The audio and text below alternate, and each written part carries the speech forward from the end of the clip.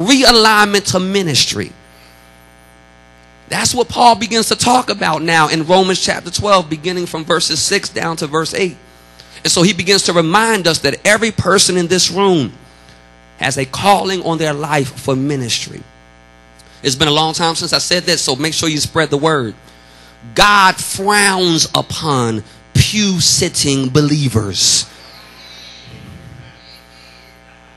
Amen, somebody.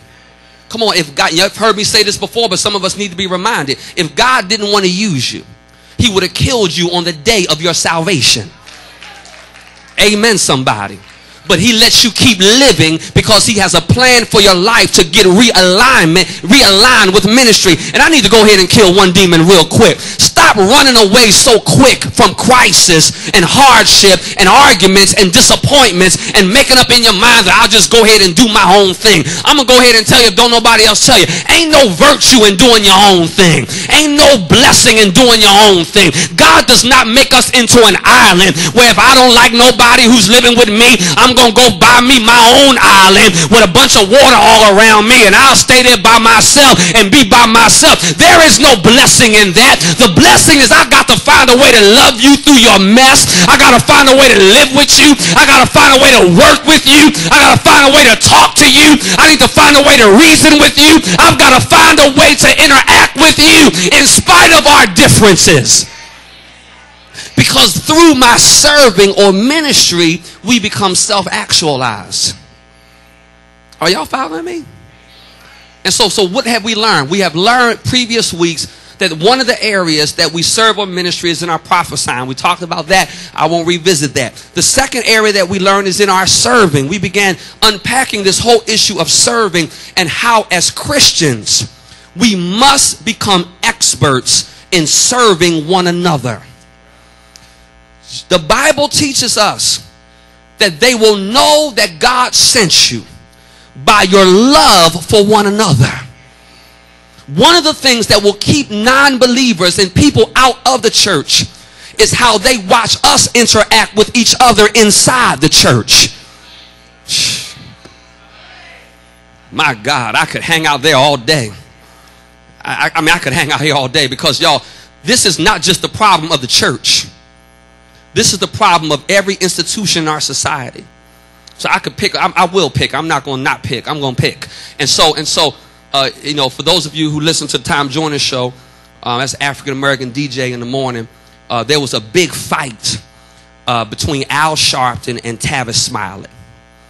Now, you know. So now here it is. Everybody looking. If I wasn't black, after listening to them, I wouldn't want to be. Amen, somebody. Now, I'm not going to shut up about this because this is the problem. Who would want to be a Democrat when they can't even get along with each other?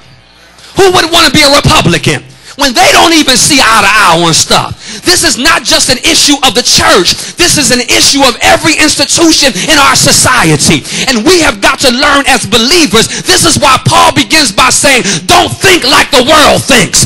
Don't fight with each other like the Democrats do. Don't fight with each other like the Republicans do. Don't fight with each other like black folk do and white folk do. You've got to be a different kind of people, and you got to think differently, and you have to learn to serve one another. And so, Willie, if I got an issue with you as another Christian, I darn sure ain't gonna let the devil know. Amen, somebody.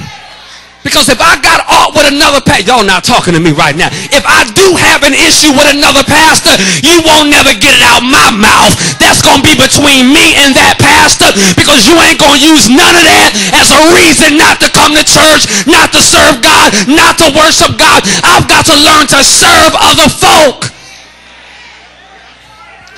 And as believers, until we realign ourselves in ministry and stop doing our own stuff,